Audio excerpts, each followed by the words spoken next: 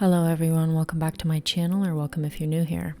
I finally have a new camera, so you guys don't have to watch my microphone being in focus instead of my own face. Today I want to share with you guys some of the tips that I have for reading and reading well. I have read exponentially more in the past couple of years. These are the methods and things that I think about or have understood to have helped me to be a more adept reader, a more frequent reader, and a reader that reads for themselves. I'm the kind of person where common sense does not come very easy, so maybe some of these things will seem like common sense to you, but to me, they were not, and it took reading quite a bit for me to realize that these were extremely important to be a more accomplished reader. I should say that, because I finish books a lot more now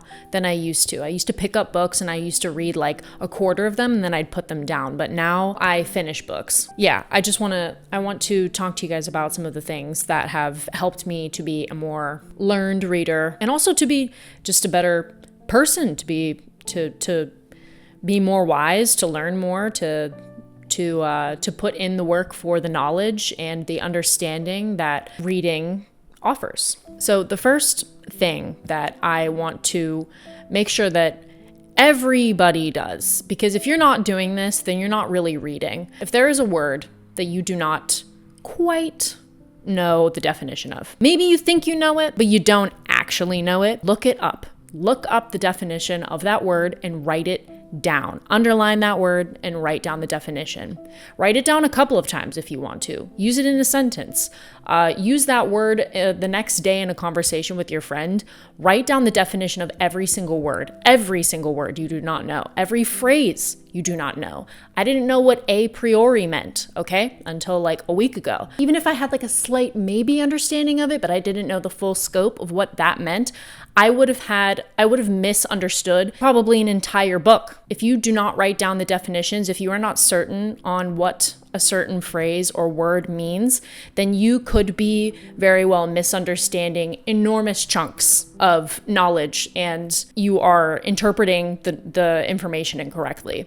I can't tell you how integral that is, how crucial it is for you to know what the words are that are being used in the sentence, what context is being used in. Write down the definitions of the words that you do not know. If they mention a movement, if they mention an artist, look them up. Just do yourself a favor, do some micro research and look up the names of the people, do a little Wikipedia search, whatever you need, so that you are on the level with the context of what is being said. It's kind of the same like even in fiction. It's kind of important to know who the author is, what their story is, for you to understand a certain undertone in the work, and it helps you to deep read. So you can better understand, you're not just having a surface level understanding of what you're reading. So this is not just like, I know what this word means. This is contextual, historical, factual. Might just perhaps have to have a general understanding before you can even pass through a single sentence, maybe even in a book. That is indispensable. You absolutely need to do that, I think. Number 2, I would not be the reader that I am now if I did not have Audible. This is not an advertisement or anything. I do not do this for all books because I can't. But I will tell you, a good narrator, the narrator that you like the voice of, is life-changing. I would not have read some of my favorite works of fiction and nonfiction if it wasn't for a good narrator where their voice was literally like seductive to me. I mean, Jeremy Irons reading Nabokov's Lolita, that is like, I feel like I'm getting a full body massage when I listen to that. You are also having a pleasurable experience with the sensation, the hearing, the auditory sensation of hearing somebody with a beautiful voice speak the words that come together to make this novel or whatever it is you're reading. And especially if it's like a good actress. I mean, I remember reading Otessa Moshfegh's My Year of Rest and Relaxation, and the narrator for that has an undercurrent of sarcasm in her voice that she made the character that much more real. And I didn't even need to I could care less what the character looked like. I knew that she was supposed to be beautiful and almost model-like in physique, but it was the voice that really convinced me of her apathy for the rest of the world and her dejection. The narrator for House of Incest, for Anais Nin, also is the narrator for Clarice Lispector's A Passion According to G.H. The narrator's name is Sophia Willingham. And if she has this breathlessness, this detachment to her voice that could not be a better choice as a narrator for both of those. One of them is a prose poem, the other one is a book. But she sounds like she's elevated in some way. And in this way, I'm not an auditory learner normally, but whenever the voice is, in my opinion, enjoyable to listen to, or it's a beautiful voice, then everything that I hear, that I read from the audiobook, it sticks. It really sticks in my head. I remember whole quotes from a book. The information just sinks deeper. It sinks as deep as a visual would for me. However, this may seem like a big waste of money to you. To me, it is not. If you do listen to books, then I recommend, if you really like the book, you should probably get a physical copy. Anyway, even though you are paying for the subscription, because the one downside to listening to audiobooks is that you can't underline anything. You can't annotate. So I have often had to buy a copy of the book, or I will go online and find like a PDF if I'm lucky, maybe go onto the Internet Archive and I will screenshot excerpts and stuff from the books.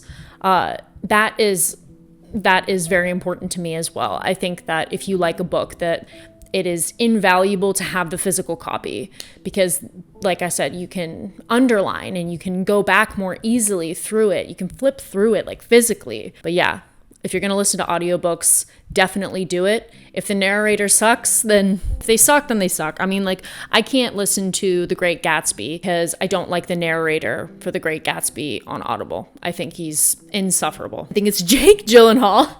I hate Jake Gyllenhaal's voice. I don't think it's appropriate for that book. So I can't listen to it. I refuse to listen to it. I would only read the novel. But definitely don't miss out on that opportunity. I think that listening to books has gotten me through so much more information. You can go on a walk. You can listen to a book being narrated in the park or while you're doing dishes. You know, it's thank God for that. But also get that copy. Get that physical copy too. Get it on Thrift Books or wherever you can get a cheap used copy and underline things and write things down and write down the definitions of words you don't know. Number 3, this is, to me, these are all important in my opinion for more fruitful reading. This has been the most difficult one for me to do for anyone that has read, especially like classics and stuff from like anywhere before the 1900s. Reread like hell. Reread things like your life depends on it, okay? And this is twofold, this idea of rereading. One, I think you should reread books that you like minimum 3 times. I know that sounds excessive, but it's not. There are things that you will not pick up the first time around, no matter how much you like the book. There are subtle nuances to every good author that you just will not notice. And this is with good art, good movies, good pieces of, composed music and stuff. I think that you should at least read it 3 times and go through it. And I think you should also pick up your favorite book once a year and see how you have changed and how the book has changed because of that. A good book will always age like fine wine. So reread the things that you love and commit certain phrases to heart. Cite some of the things that you read and let that author speak through you and be immortal, to use the words of Cliff from Better Than Food. He was talking about Yeats, how he believed in immortality and how whenever we read poetry out loud, it's like the incantation. It's like you're bringing that poet back from the dead and they are living through you, so they never die. The second reason why you should reread text is because there are times, right, when we're reading something, it's crazy. Like we're reading the words, but we're not really reading it, right? We start like thinking about other things and you're not really digesting the things that you're reading. And this usually happens with stuff that's difficult for us. The meaning isn't immediately noticeable. Sometimes the way that people were writing back then, it's like they purposefully want to make it impenetrable. Like they don't want you to understand what the hell they're saying. And it's like they want you to seem like an idiot, like you're uneducated or something. And it's like unnecessarily like Byzantine for no reason. This is a primary problem with like philosophy. Like I was trying to read like The Sense of Beauty by George Santayana, and like, man, the amount of notes I had to take, and it was so difficult for me to read. Like I would go through an entire chapter, go through it again and realize I had missed the entire point of the entire chapter the first time around. This is why you reread. You know, you miss a single word, you don't define a word, or like you think you know what this person is talking about and you are wrong. You're so wrong. Whenever there is a bit of text, maybe it's 3 or 4 sentences and you're running over it and you're running over it and you're like, God, I can't digest this. I can't read this. To me, that's like having a knot in your back. You gotta massage it out. You gotta literally, if you have to read it out loud, word for word, like you're a toddler, then do that. You know, don't be ashamed to do that. But you need to make sure that even if it's a sentence or a couple of sentences or a paragraph or a chapter, you better make damn well sure that you understand what the hell is going on. Reading out loud helps, but massage it out. Make sure that you are clear on what this person is trying to say, even if their language is verbose, even if it's unnecessarily like labyrinthian or whatever. Even if you have to look up a synopsis online, you know, of a chapter or hear a lecture about it, it's worth it. You know, that I think the knowledge is worth it, even if it's knowledge that comes from like one section of an entire text. Make sure that you actually know what you're reading. Reread things. In this way, it's kind of like you're reading a new book every time, and it's constantly reinventing itself, or it's in constant bloom. There's so many layers to things. You know, I read through Clarice's books and it doesn't feel like I'm rereading it. Does that make sense? Like it feels so new each time because it's so layered and it's so jam-packed with all of these beautiful ideas that I'm happy I didn't notice it all the first time around, because it has this renewal, it's this novelty every time because you missed something. So definitely reread for pleasure and reread so you know what the hell you're reading. The next tip would be if you want to read every single day, if you want to be a dedicated reader and you find it difficult to sit down and just read it. This is, I think, a huge problem too because of phones, because of screens, because we constantly have visuals being thrown at us that are bright and exciting and edited and fun all the time, where it makes a blank page look boring. I can't tell you how many times I've wanted to fall asleep when I start reading. Make a concerted effort to try and read for 15 whole minutes and try and stay awake, stay focused for that 15 minutes. And I will say like 99% of the time, after that 15 minutes of struggle, of like trying to pay attention, trying to focus, of not trying to fall asleep with the book in your hand because the page is not illuminated, after that 15 minutes, that should get the ball rolling for you. And you should be able to get into the motion of going through word after word, sentence after sentence, paragraph after paragraph, and then you've got that momentum going, and then you can probably read for like an hour or however long you've allotted yourself that day. But make it up to that 15-minute mark. If you see that 15 minutes has passed and you are like, you can barely keep your eyes open, then just try tomorrow. All right. This is the last thing that I'm going to talk about today. Take your ego out of the equation when it comes to books and follow a flow of attraction when it comes to them. Read whatever the hell you like to read. Whatever finds its way into your life, pick that book up and read it cover to cover, and then keep going and see where that book leads you. I say this because today we have an entire chunk of the internet dedicated to people that want to one-up each other for how many books they have read a year, how quickly they can read a book, or what is the breadth of their reading, and people who are reading dumb books that are a waste of time because it's popular on Goodreads, or if there's controversy surrounding it, or you want to make content around it. Don't do that. Take you in that way out of the equation. This is not a contest. Yeah, it's cool to be knowledgeable and an intellectual and have read Kierkegaard and like Dostoevsky. Like, oh, you're so cool. Classics are cool. Like, I'm not docking any of that stuff, any of those authors, but it's not an ego thing. Just read because you want the pure pleasure, the dopamine rush of learning something new. And please just don't get sucked into the books that are written poorly, that are bestsellers, and you want to read them because there's controversy around them, because there's drama around them, because you can make a quick buck on YouTube about them, writing a script and making a video about them. Read the things that you think are interesting, no matter how esoteric those things are. Follow the flow of attraction with books. It's not a race. It's not a competition. If anything, you are going to know something that your friend doesn't know. And it's supposed to be a way for you guys to both share knowledge that either of you don't know. And maybe you can merge your knowledge, both of you, and you can have a new conversation in which both of you guys have something to say. Reading is certainly the things that you learn, the things that you like in the book. You want to share that with people, of course. But it is so much more for you. It is so much for you and just wasting your time on reading. I find that the most well-read people, most intelligent people are oftentimes like super modest.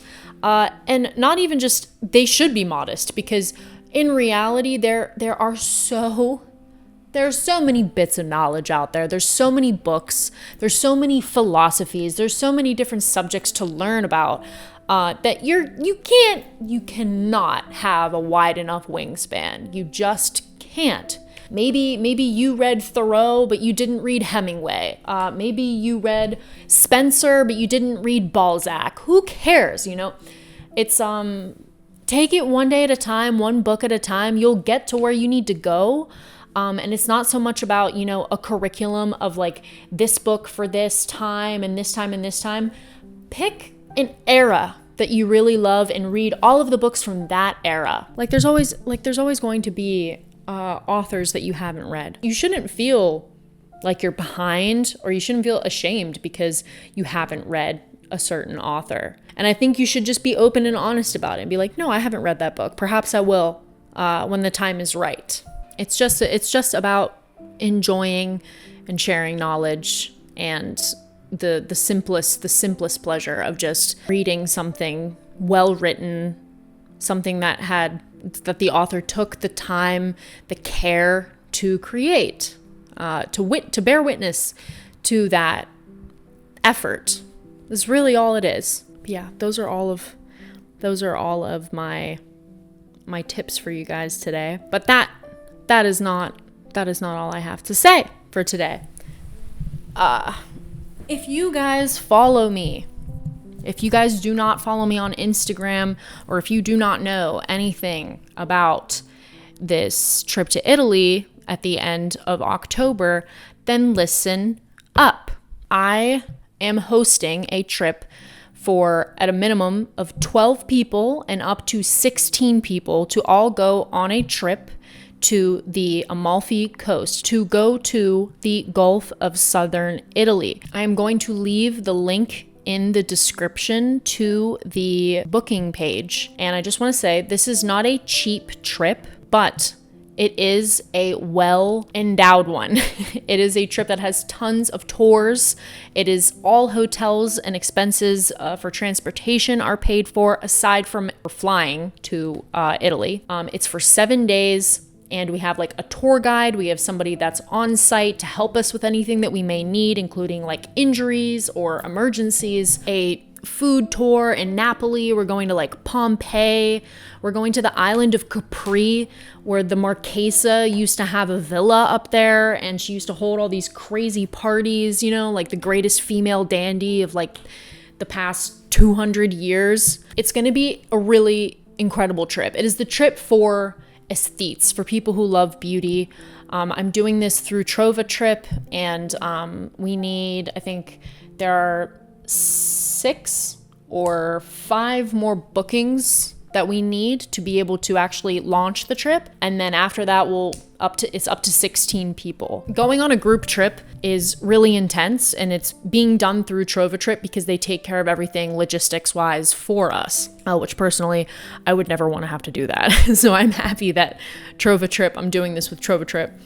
But I would sincerely ask you to take a look. The itinerary is going to be there. You'll get to see all of the things that we're going to be doing throughout the 7 days, and where we will be staying, where we'll be eating, and also including the things that I will be personally providing for you guys, like book clubs and like guided discussions. I want to do like a Vogue-esque photo shoot where I take like a picture of all 12 or 16 of us. Definitely take a look at that in the description. Please come. I know it's expensive, but it's an investment. It's worth it. You're going to meet like-minded people from that like really love this channel, and we all have things in common. There's also a Discord that I'll be linking below as well that you can take a look at and you can join, and we're all just like sharing pictures and talking about books, and it's a really fun time. So if you want to go on this trip, it's in October. You have up to 90 days before the actual trip date, like at the end of October, to pay it off.